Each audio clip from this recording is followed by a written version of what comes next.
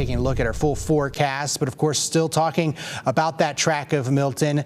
It's there, and it is causing destruction. Yes, it is, Jordan. And again, as you mentioned, there were several different waves of destruction with this system. The first thing we saw earlier today, if you were tuning in before the system made landfall, was the amazing tornado outbreak that Florida saw there. As we had numerous reports of significant tornadoes. We had videos showing these tornadoes crossing over populated interstates. Thankfully, a lot of folks already where they needed to be, so this wasn't a huge concern. But yeah, a lot of destruction because of that.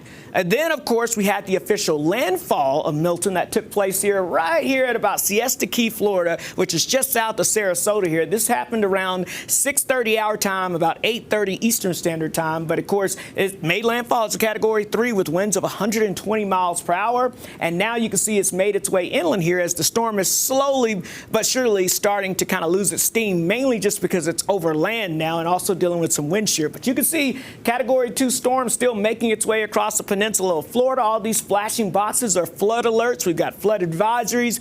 We've got flash flood emergencies. And we still have some high wind warnings as well that are in effect, with the worst of this weather right now making its way right on through Orlando right now. That's the northern eye wall that's left over there, and that's where the strongest winds and the heavy rainfall is coming through. And, of course, they had that big storm surge just south of Sarasota into portions of southern Florida. So, again, right now, here's the leftover of that heavy rain band there, the eye wall, making its way through Orlando as we speak. So probably some big time wind and waves heading towards Orlando now, and that'll be making its way up towards Daytona Beach by overnight tonight.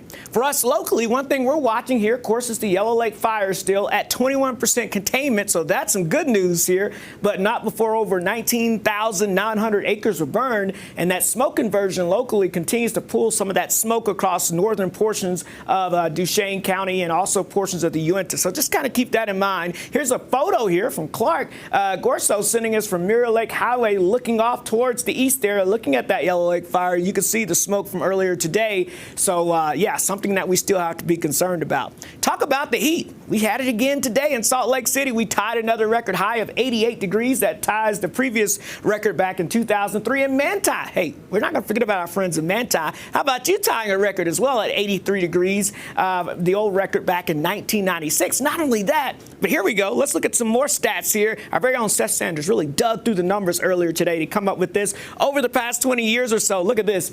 We've only had about eight days where we averaged 80 degrees or higher in the month of October. But today, of course, we had that.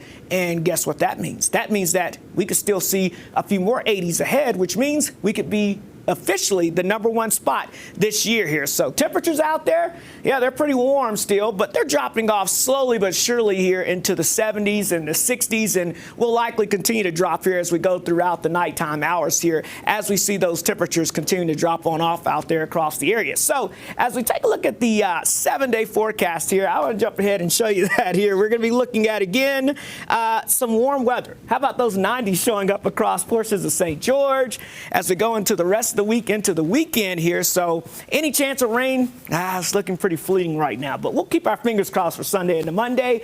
Otherwise, the Wasatch Front, I see some 70s. That's still above average, but 70s. So that's a step in the right direction. All right, Cedric, thank you. Hey, Dana, a lot going on here in Utah when it comes to sports. Not only Black Desert, obviously super exciting, but, I mean, what a heck of a start for BYU. BYU's having a fantastic start, and they're back on the field. But, yeah, the Black Desert Championship starts tomorrow. We're going to see what a couple of PGA golfers know about Utah. Plus,